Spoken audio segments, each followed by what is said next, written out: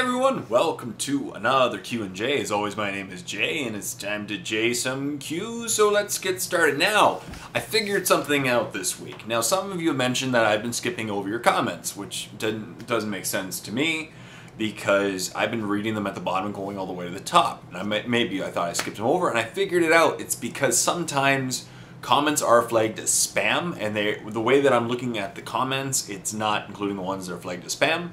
So before today's video, I went ahead and unflagged them all as spam. That way I can see them all, and I will answer them today. So let's get started. So Ultra Raider says, you no longer need to move any distance to Jink. Yep, that's true. Flyers and Skimmers just declare Jink now and get the cover. That is true. They get Jink automatically, so Orcs, good job. Jay has Mandy decided when the next Ask Mandy will be. We need more Ask Mandy, says David Battaglia. True, says Jim White. That is true. There will be another Ask Mandy. I'm pretty sure it'll be next week. I'm probably going to air it next week because this week I have just been putting out so many videos. Today, and by the way, for those wondering, it's Thursday today. I'm filming on Thursday because tomorrow I'm going to head down and get the new Codex for Space Wolves and do a review, hopefully. So that'll be cool. Yeah, hopefully that happens. If I'm not, I'll have to wait till Monday, but we'll see. So yeah, this week I've been very busy. I've already put out, 2 battle reports with post games, 2 miniature painting 101s, 2 tutorials, 2 Let's Play with Jays. So, and then tomorrow is going to be another miniature painting 101 in the Warp on dips / quick shades, and then you guys are getting this video and possibly a review on the Space Wolves Codex. So cool stuff. Dr. Roctopus says, would you like to see some data would you like to see some data slates from Forge World in the future? And on that subject, what is your favorite model unit that Forge World has done so far? Grot tanks. I love the Grot tanks. They're amazing. Siege Assault Vanguard is so much fun. I can agree with that. I can see why it's fun. Squadrons of Predators and Vindicators with shielded tacticals that reroll armor saves. Yay, please. Yes, please. Very good comment. That's true. Yeah, Forge World makes some great models. My favorite is the Grot tanks. I love them. They're little, but they're really expensive, but they're really cool.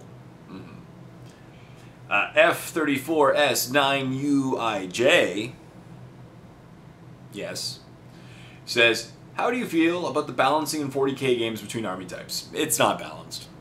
It's okay. You play as friends, you can have a friendly game, bring armies that you don't normally bring, have a good time. Competitive play is not balanced whatsoever. No. There's definitely armies that are way better than others and builds that are way better than others. But it happens, right? 40k is not the most balanced game. And why does it feel like GW wants to make sure that Space Marines armies rule the roost? Because they're the most popular. Space Marines represent, it's like 65%, 2 out of every 3 armies is Space Marines that are purchased. And the most frequently sold unit is, I think, Vanilla Marines. If you go to gamesworkshop.com, actually, they can show you the most popular units. And a lot of them are Tau and Eldar, but Space Marines as well. So Space Marines, they sell really well. There are tons of factions, and they're kind of the good guys, quote-unquote good guys.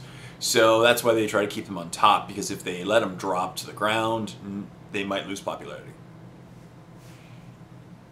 DX Maniac 100 says, hey Jay, just a quick comment about players cheating. Just remind them that the table is not wider than you can, and that you can still reach them over and slap them. Best wishes from Denmark. Okay.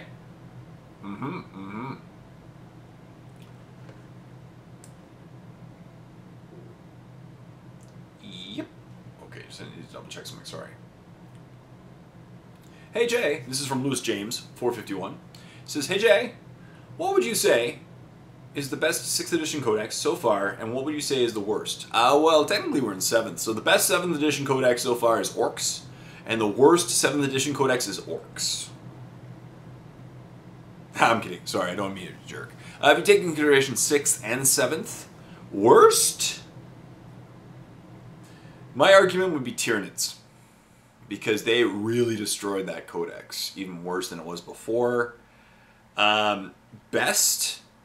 How do you define best? Internal balance? Like arguably the best Codex is Eldar, because everything in that Codex got insane upgrades, and they all basically got the equivalent of rending on 6s, and they got combat focus.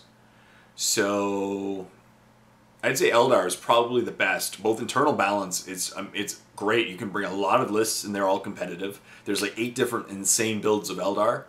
And externally, it kicks almost every other Codex's butt. So Eldar would be the best 6/7th edition Codex. And my argument would be worse would be Tyranids. Because Tyranids. Sorry, either Tyranids or Adeptus Sororitas. Yeah, that was a pretty bad Codex too for them. So Adeptus Sororitas got pretty shafted as well. Tyranids just because, yeah.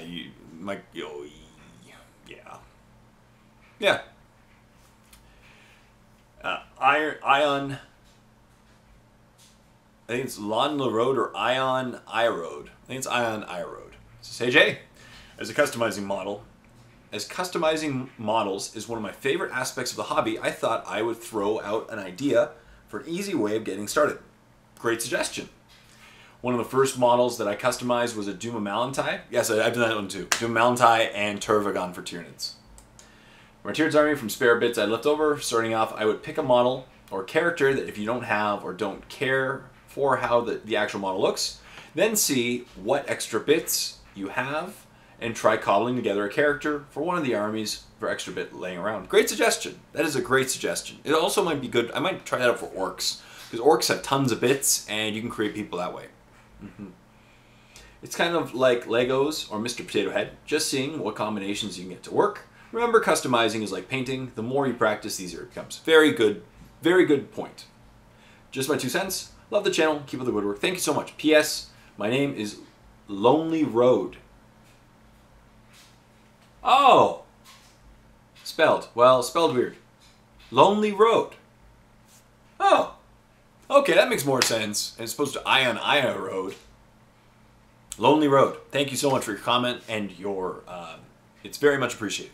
Adding your 2 cents into this conversation. The Warpsmith says, "Greetings, Jay. I collect Iron Warriors. Awesome. I love Iron Warriors. They're great. I love their, the fluff. They're just like armed with giant heavy guns, and they're also pretty good in close combat, but they're just known to blow everyone out of the water. And was wondering what your thoughts on a good True Siege list would be. A True Siege list. Okay. Forge Fiend or Maul Fiend. Yeah, obviously Forge Fiend, Mauler Fiend would be in there. But what else would you recommend to really embody the Iron Warrior Legion? I'd say Mauler Fiends over Forge Fiends. Though Mauler Fiends... See, Forge Fiends have the giant plasma guns, which are great. Maybe one of each. That'd be cool. To me, I think of, when I think of Iron Warriors, I think of, like, heavy kitted out dreadnoughts. I think of obliterators, just heavy firepower. Heavy firepower. Like a Vindicator, maybe. I've seen a couple really interesting lists with, like, they're kind of themed lists, but they're with Demon Princes as their HQs. And maybe Terminators. Kit out your Terminators with as much heavy firepower as you can for the elite section. For troops. Base troops with some heavy firepower. I don't know. To me, the True Siege list would be... I could be misinterpreting you, but I believe it's just insane amounts of firepower that you can just pack yourself behind. Maybe even an Aegis defense line, because then you can just do a gun line and keep all your guys behind an Aegis defense line, bring as much firepower to the table as possible, and just blow your opponent out of the water. So I'd say Obliterators. A Fortune would be great with the plasma cannons. A Vindicator, if you have room left. Let's see. A Mauler Fiend. I love Mauler Fiends as well. Mauler Fiends would be good. Dreadnoughts. Or another called Hellbrutes. I guess Hellbrutes with Meltaguns. Yeah. That's my list. Sorry, I just want to throw out ideas, but I think of just firepower. Max out your crazy amounts of firepower, and maybe an Aegis defense line, so you can just do a gun line and blow your opponent out of the water. Thank you very much for your question, and leave a comment of what you think about my list, and what else, and anybody, what you might add to this, the themed list. CMD, the Dark Guard, says, "Hey Jay, if you like the Angry Marines, check out the 3rd edition Codex for 1D4 chain. Sorry, no link, but it's 3:12 a.m. here too. No problem. I'll check it out, for sure. And yeah, Angry Marines are hilarious. No need to apologize for not linking to 4chan. You've done us great service. Exactly, no problem. That was from Jade Pro. The Lads Lounge says, hey Jay, must have missed my comment last week. See, again, the missed comments. I'm wondering if it was put as spam. I said the newest info I have on Codex releases now is Space Wolves, September, October, then Dark Eldar, January, and Blood Angels, March. Space Wolves, September, October. No, Space Wolves is now. Space Wolves is now. And I'd say October, November would be Dark Eldar. And Blood Angels after that. Yeah. If these are right, do you think it's fair to keep us waiting, or should you check Striking Scorpion, Bat Reps, as well as he's British? Keep us waiting. Oh, you should check out Striking Scorpion. Yes, I do check out Striking Scorpion. I believe I'm subscribed to his channel. He does good battle reports too. Yes, he is British. And his painting on his models is quite nice. And I like the fact that he puts like a little blurb about each army beforehand. I also do unboxings and some other fun stuff, so on my channel, if you want to check a look, definitely. So everyone, check out Lads Lounge. I'm going to check that out after this. Check it out. Stoner Steve says, Mike does not sound like a cheater, just someone who used to really old rules. Maybe. Fun Mom EG says, the starter Infinity box you can buy at Gen Con with the special mini. I know, I might buy it. I heard about it, and if I have the chance, I might pick it up at Gen Con. The 2-set. Pen Oceana is in there, and I believe Nomad's against it. It's called Operation Light Storm. You should definitely buy one. The minis inside are very astonishing. I know, I love the look of them. They contain a knight with a big sword. I think you're going to like it. The army is Pen Oceana versus Nomads. Blue versus red. Very iconic for a beginning. Excellent. Thank you very much for your comment, Fun Mom. And if I have the opportunity at Gen Con, I'm buying it.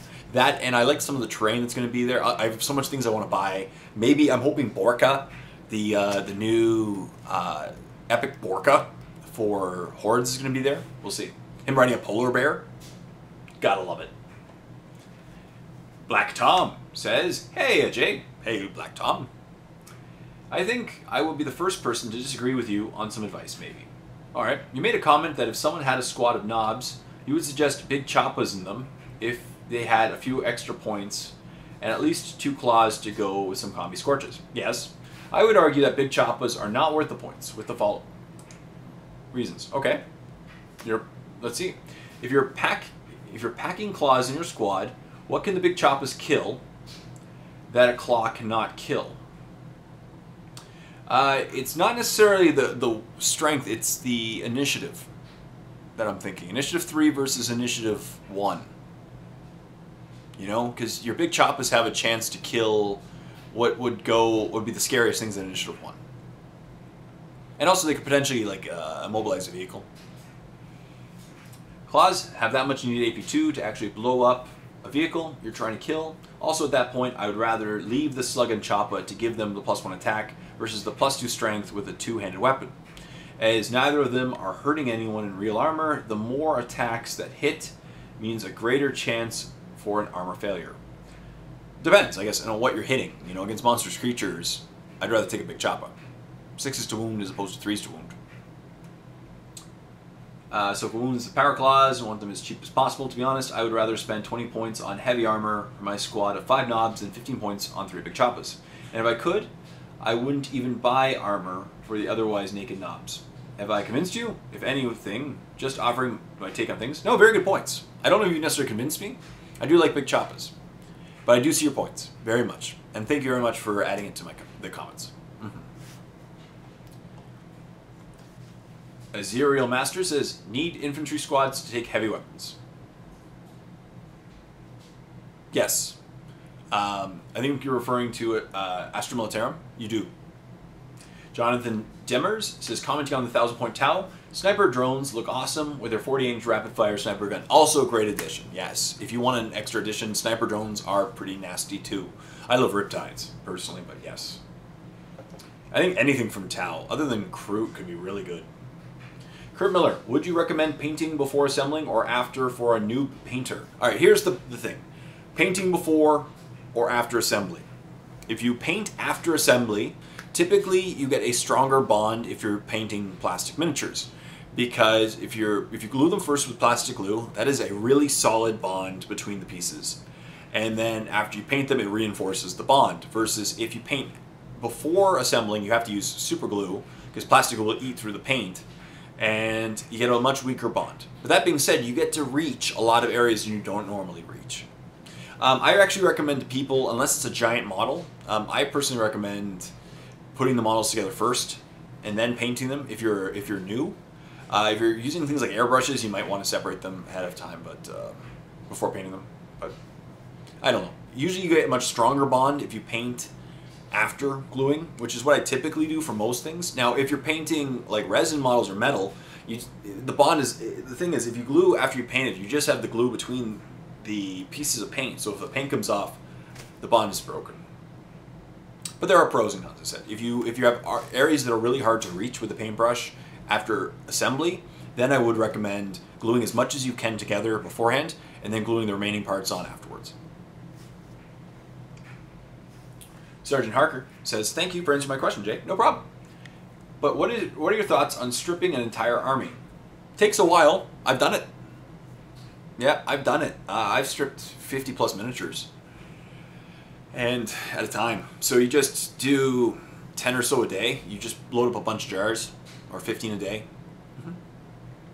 I've been thinking of repainting my whole army recently since I have become a better painter. Since I started painting the Death Watch. Death Watch are awesome. But I want to paint them as the Storm Warders, but I have to strip them all. You can. You just have to, I'd recommend buying several jars and doing it in a few days and then painting over a period of time. But it's possible. It would be annoying, but if you really want to paint your miniatures to reflect your current skill, wouldn't hurt. Brain Dead Games says, "Jay, I want to start a new army with a low model count to contrast my large and expensive armies. Orc army. Any suggestions?" Grey Knights. Grey Knights. Grey Knights are by far the smallest army composition because they have Terminators as troops, and most of their things are very expensive. If you want to take Paladins, you could take a 2,000 point Paladin list. It'll cost you $200, like $150 to buy. Grey Knights to me are the cheapest army to collect, providing you don't go the Inquisitor side. If you go the Space Marine side, it is a very cheap army. Because Terminators as troops, that's a really cheap, expensive, cheap for cost, the amount of cost relative to point value. And they have great things like the Dread Knight. Praetor Luke says, "Hi, will you be doing how to paint flames?" Eventually. It's definitely on my list of things to do. I want to paint flames on an orc vehicle to make it look cool. And it'll be in a miniature painting 101, for sure. And then eventually I want to do it with stencils as well for an airbrushing tutorial. The Canis Lupus 1396 says, "Hey Jay, I'm looking forward to a new Space Wolves Codex." As am I. I think it'll be really interesting. The rumors seem pretty sound. They seem logical, so we'll see. However, seeing how the Orc Codex has turned out of its upgrade, special characters such as Snickrot are now HQ choices, so I'm wondering if the Space Wolves will suffer the same fate. I don't think so, but they might. You never know. They might be eliminating it, we'll see. Based on the rumors, I think one or two of them, one has been moved from an upgrade to an HQ, but most of them have stayed the same, is my guess. But I'll be doing a review on the Codex hopefully tomorrow. My goal is tomorrow, if not Monday. I see how they are pushing the Dreadnoughts. Yeah, they really want to sell those Dreadnoughts. And the new flyer is definitely a shoe. Exactly, it looks like a shoe. Master Dwalin says, "Hi Jay, I'm Master Dwalin. You was my favorite from the Mini Warring staff, but I really love your channel." Thank you very much. Thank you so much. I really appreciate it. My favorites are the Miniature Painting 101. Thank you. And now that I'm back making my own videos, I actually, just so you guys know, I am one video shy of the rest of the year. One a week for the rest of the year has already been filmed, edited, and uploaded, and will be released one at a time. So there we go. Miniature Painting 101 is back and here to stay. And the Codex reviews, thank you. I'm a Dark Eldar and Astro-Militarian player, but I like the orcs too. So maybe in the future, I will make an army of them. Thank you very much. What do you think? The Mech Mob box would be a good starter army? It is. Yeah, it's a great starter army. 10 boys, a truck, 3 Meganobs, Def Dread, and a mech. Yes. It is a great starter army if you want to run a Def Dread mob, like I love. It would be a great starter army for me. Because you need boys. A truck is a great thing to stack some boys in, especially if you're running 10 of them. And a Def Dread and a mech. They go together hand in hand. I have 3 Devcopters, 2 at home. Devcopters are great. Greetings from Hungary, and happy painting to you. Thank you very much, and happy painting to you, Master Dwell. John D, not John Doe, John D, says, what is the CWG channel that you were thinking of joining? I think you said CWG channel.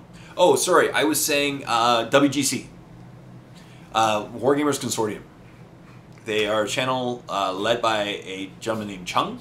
He's done some videos with Dave at Mini Wargaming and Lester Bursley, awesome paint jobs in there. A lot of the smaller, but still quasi-popular channels are in there, like Terrainaholic is in there, Oasis Rising is in there, so Mario, Voices of Mars is in there, and I think I'm gonna talk to them about joining.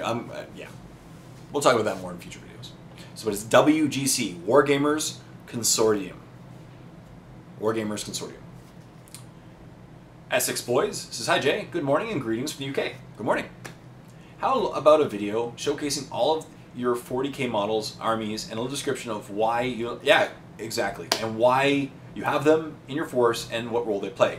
Loving your new channel so far. Thanks for keeping up the regular content. I think I will join the warp soon. Awesome, thank you so much, Essex Boys. Yes, it's a great suggestion, and I will definitely be doing it in the near future, for sure. It is on my list of things that I will definitely do for each army. I just want to make them look better first. The boys I'm working on at the moment, in my spare time, I'm painting up orc boys, so that I have a nice, more consistent looking force. And then I want to go through that first, and then Tyranids, and Grey Knights, and Dark Angels as well.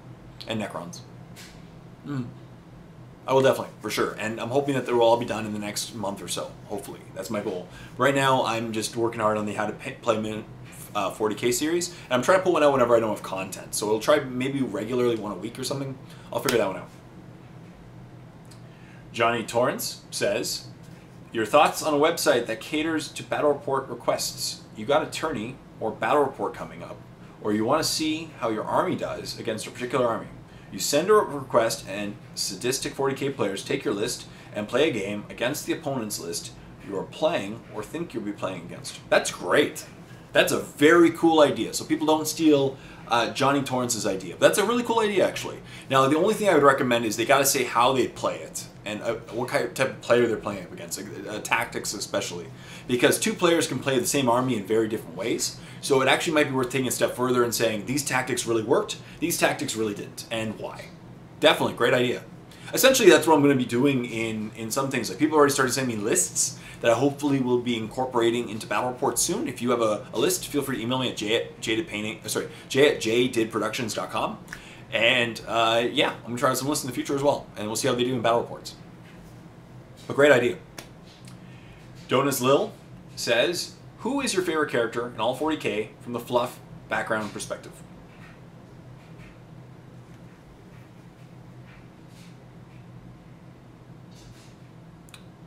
I would have said old Zogwart. I really liked him. His fluff was just funny. But he's gone now. Gosgothraka. For all Space Marines, I really like Lysander. His fluff is good. Gosgothraka. The orcs always have the funnest fluff and the most, to me it's the most interesting. But Lysander's really good. I like him a lot. Drago. See, there was a weird insinuating the next Codex that Drago is a demon helper. So, yeah. I'd say those guys. When if you have a decent PC, some online matches would be cool. Yes, they would. Exactly. I would love to do online matches, especially for, I don't know if you're referring to like, what's that game, that thing called? There's a software that you can play games over that you just like, move the little dudes. Or the War Machine games would be awesome too. Jade Prout, once again, says, Jay, your Freebooters color scheme sounds suspiciously like Captain Crunch. I noticed that too. Somebody else said that to me, and I thought, oh my goodness. Childhood advertising, they got me again. Can you believe that? Like, I am so susceptible. But Captain Crunch, Very good point. Thank you for pointing out, Jade Prout. Next one. Let's see, Jade Prout. Also, if I missed anybody, I apologize. I'm trying to get everyone's comments. Hi, Jay. Andrew McCormick, this is. Hi, Jay. What are your thoughts on supplements? They're cool. They add some extra flavor. They're a little bit expensive, but they add a lot more some flavor to codices. That if you want to do this kind of list, do this. It does seem like a bit of a money grab sometimes, but it does bring a lot of cool layers to lists. I do like the Goskal Thraka supplement, so I'm surprised there hasn't been any Tyranid supplements, personally. Wow. Apart from the new Orc Codex supplement, I would say that they have been mediocre at best. See? Yeah. When the Neandan supplement was announced, I was filled with joy until I read it. Hence why I asked you to do a video on it in the hope I had missed something. No, and that's why I didn't ultimately do a video on it. Was because I had to purchase the supplement, and I didn't want to, as I've been called on some of my videos, I just don't want to be negative. I'm going to try to be more positive in videos. I think the Eldar Codex is stronger. The one supplement I really do like is the Imperial Fist supplement. Because it just gives them some better special rules, and Twin Link from half range is amazing. So I would say Sentinels of Terra is a good supplement as well. Anyway, since there are at least 4 more major craft worlds to do, yep, Alatok, Altway, Biltan, Samhan, when do you think we can expect to see these rolling out as personalizing your army with extra, sometimes silly rules in your favorite part of the game? I would personally see Samhan. I don't know. Based on rumors, I would see Samhan if they ever do it again. Samhan would be the next one.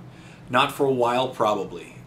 They're releasing codices like mad, and they tend to do I would say the next supplement might be like a Dark Eldar supplement, or something like along those lines, because the next one's gonna be Dark Eldar after Space Wolves. But you never know. I could see them doing probably, maybe next year, but I don't know if it's that high on their list. Also, I desperately need some help building an 1850 list for my Eldar. I'm not a huge fan of Aspect Warriors. Okay, apart from Hawks. Yeah, Hawks are cool. And Wave Serpent spam is boring. Is there a more interesting list I could generate? I have a Titan, a bunch of Hornets, Falcon, Prisms, and more jet bikes than I can count. Jet bikes are good. Jet bike spam. That alone is a fun competitive list that can destroy opponents with this maneuverability. If you fill your list with jet bikes, like Shining Spears as well as to help you out, Shining Spears and just tons of jet bikes, it is a very, very threatening list, for sure. I don't know if you saw the league that we hosted at Mini Wargaming, but the guy who won, Eldar player, he used jet bikes in every list. They are great by themselves. Fire Prisms are scary, to say the least, as well.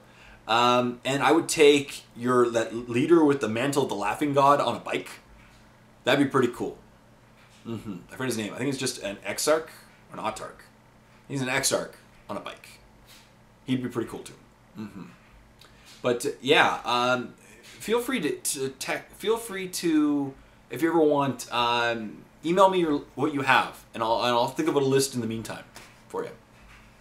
Yeah, what else would work really well with bikes, though? If you go bikes, I recommend all bikes, because then they're all scary. Target priority is insane. Warp Spiders are a great complement to bikes, because they can drop in and just annihilate things, and they're just as fast. They're a great complement. The thing is, if you go with bikes, make sure your army's fast, because the slow things just can't keep up with everything else. Wraith Knight. Giant flying monstrous creature jet thing. I really can't ever not say a Wraith Knight. They are always fun. What else? Sorry, I'm just thinking about other things in your list. Titans are good. Bunch of Hornets. Cool. Hornets are really good. As far as Forge World models, I'm pretty sure they're one of the best. Falcon, Prisons, more jetbikes I can count. Okay. You're not a huge fan of Aspect Warriors. Yeah, so don't you have to go Wave Serpent spam. You could just jet bikes. Bikes are good. Yes. Ninjas, pirates. Ninjas are pirates. Sorry. It says, hey Jay, great show. I've been loving it. Thank you very much. Do you have any thoughts on a 1,000-point Grey Knight list? I love the Grey Knight's fluff, but I'm not a fan of having an army full of inquisitorial or henchmen. No problem. So, for 1,000 points, here's what I would do. Now, I know it's going to be... I know your comment, you didn't want inquisitors or henchmen. Or, sorry, Inquisition and henchmen, though. Not full. But I would actually recommend using... If you're going with a small point game in Grey Knights, Inquisitor Cotiez is arguably the best HQ for his points. He's amazing. He has a hammer, he has a 2+ armor save, he's a level 2 psyker, and he's 100 points. And he has, I've been expecting you, so if you have if you're worried about deep striking around you, he can shoot them. So that's pretty nasty. He's the only Inquisition I would recommend taking. I know it contradicts you to your list, but I would personally take him as an HQ. That, or you just take, you know, a Grand Master or something generic like that. But and also like about Inquisitor Cotiez is he can join squads and go in Rhinos. So, or Razorback. So here's what I would do. I would recommend taking Inquisitor Cotiez, so he's 100 points. Next thing you got to take for an elite slot, Vindicare Assassin. Amazing. You got to have him, especially in 7th edition where you need an AP 1 or 2 gun to pop vehicles. Vindicare Assassin. And then I would take at least 2, because you have to take 2 squads, 2 strike squads. I would make them 1 a 5-man, 1 a 6-man, because the 5-man will be joined by Cotiez. Both of them are in Rhinos. Sorry, not Rhinos, Razorbacks. Both of them are in Razorbacks with the twin-linked heavy bolters with psi ammo. That's pretty scary. So that's some great shooting right that you got there. And now that vehicles are a little more survivable, they'll get to where they need to go. And both squads will have a hammer and a psi cannon. So there you go. So each one's about 200 points, roughly, for those squads, including the Razorbacks. And then I would also just take Dreadnoughts. Fill out the list with Dreadnoughts. You can get for 1,000 points, you could get a Dreadnought. The Cyphermans. You go 2 Cypherman Dreads, right? You go with 2 autocannons with psi ammo and searchlights. And maybe give them like extra armor or something if you want. But that alone, and then I guess you'd still be like 30, 40 points left. I would make one of them Venerable. Because a Venerable Dreadnought will survive for a really long time. Making your opponent re-roll his damage table is amazing. So, Inquisitor Cotiez. I know you didn't like Inquisition, but he's just a great, solid HQ choice. He's arguably the best cheap HQ Grey Knights have access to. A Venerable Dreadnought in the Elite slot. A Vindicare Assassin in the Elite slot. 2 squads of Grey Knight Strike Squads in Razorbacks. And a Dreadnought with the Cypherman. I think that's a good combination. For 1,000 points, that is a pretty good list. You'll have some good range, and you'll be able to pop vehicles like no one's business, and you have 2 strike squads, which are pretty good in close combat, seeing as they have forced weapons. So, pretty scary stuff. I think that's a good list. Obviously, if anybody has anything to add to, feel free to leave in the comment section down below. Christopher Murphy says, I think knowing you have an allergy to red tattoo ink is one of the weirdest, most useful things to know about your body. Well, I don't know if I necessarily have one, but I know I have family members that do. So, and it's supposedly genetic. My father has had a lot of allergies, and 2 of my siblings. So, it's red is one of them. Red is supposedly the most potent. Correct me if I'm wrong, people who have tattoos out there, but I'm pretty sure red tattoos have a different. It's a different type of ink. So you know, I don't know. Comments, yeah. Also, as far as your degree goes, why did you stop pre-PhD? Also, I know it's cliche, but what's the worst experience you've had playing a tabletop? I didn't have a good relationship with my advisor, and it was really, really boring. And the thought of doing it for another 3 years was driving me insane. That, and also, in my field, even with a PhD, it's really hard to find a job now with my degree. It's very hard. And it just, the cons are outweighing the pros. Most of my friends who have PhDs in my field end up having to move across the country or across the world just to find a postdoc and then jobs, and I just didn't want to do it. It wasn't for me. It's okay. And the worst experience I've ever had playing a tabletop, I've played against some really, really bad opponents. And by bad, I don't mean skill-wise. I mean just mean or rude or, you know. My worst one was my first tournament playing in 5th edition, or 4th edition, 4th or 5th. And I was playing orcs, horde orcs. And my opponent was so rude, and I think he was just trying to kill time. He demanded that I move every boy, and I was feeling like 130, individually measuring. My turns took 25 minutes just for movement. Each boy with a line. I just move up the front rank, then move up the back ranks accordingly. He was making me measure precisely 6 inches each boy, and it took forever. And he was just a really rude opponent. So that's probably my worst. Yeah. But thank you very much for your question, Christopher Murphy. And next, Christopher Tucker. Chris Tucker. Come on, man. I know, bad Chris Tucker impression, but still. Hey Jay, hope all's well. Hope you're well. I am. Would you like to see more special rule options for independent characters? For example, say giving a Necron Lord Eternal Warrior 50 points, or making him Fearless for 30 points, for example. Of course, it would all have to be balanced across the board and maybe restricted to 2 extra rules. That'd be awesome. Anyway, talk to you next Q&J. Thank you. Actually, it's a great idea. In fact, some HQs have the ability to purchase it through War Gear, so they've kind of been touching on this with some Warlord traits and the extra things you can purchase, all the artifacts. You have the ability to buy the HQ's certain abilities. But that would be actually a really cool idea. It would be broken beyond heck in some cases, but it would be amazing. So that would be actually kind of fun. But yeah, there'd have to be restrictions and certain rules to make it, you know, not that crazy. But the way that Games Workshop has been going with 40K, I wouldn't even see that as being too broken relative to some of the other things they've done. So actually, great suggestion. Chris Tucker, thank you very much. And finally, let me double check. I'm going to double check before saying finally, because there was one comment that I really didn't want to miss. I think that's it.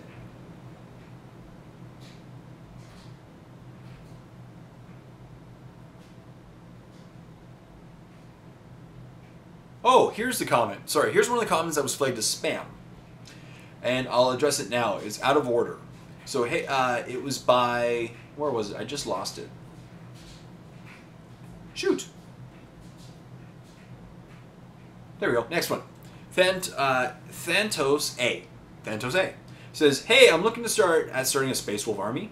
I have been a painter for about 15 years, but only recently started painting some friendlies with friends using their armies. I was thinking about 1,500 points. I've got some Thunderwolf cavalry. Great way to start. Go, the guy is on the Thunderwolf as well. His name is Canis Wolfborn. I was wondering if you could help me out with a generic all-comers army. Thanks for your time. Keep up the good work, Nick. Now, Thantos A.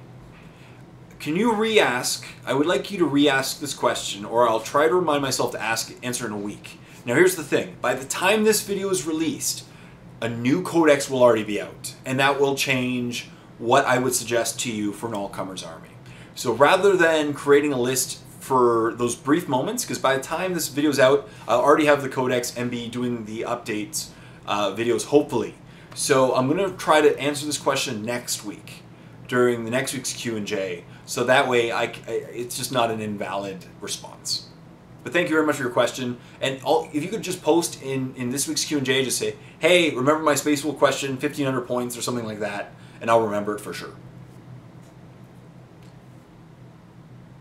And there we go. That's one of them.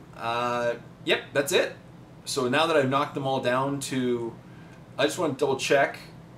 One of them said I missed their question last week, and I think it's the one who's been labeled as spam. That was Lad's Lounge. Lad's Lounge was labeled as spam. Sorry, as I said, I figured it out. I think some of your comments are being labeled as spam. So that's why certain comments weren't answered, and I think I've answered it from now on. So if today I didn't answer your question, I would be... I think I answered them all. I think I did. So thank you so much, as always, thank you so much for asking questions and for commenting and adding to each other's comments and being part of the discussion. It really does mean a lot. And I thank you so much. And next week, I'm going to do my Q&J from my hotel room at Gen Con. So once again, if you're at Gen Con, come talk to me. I would love to meet you. It's going to be a lot of fun, and I'm going to do my Q&J from then.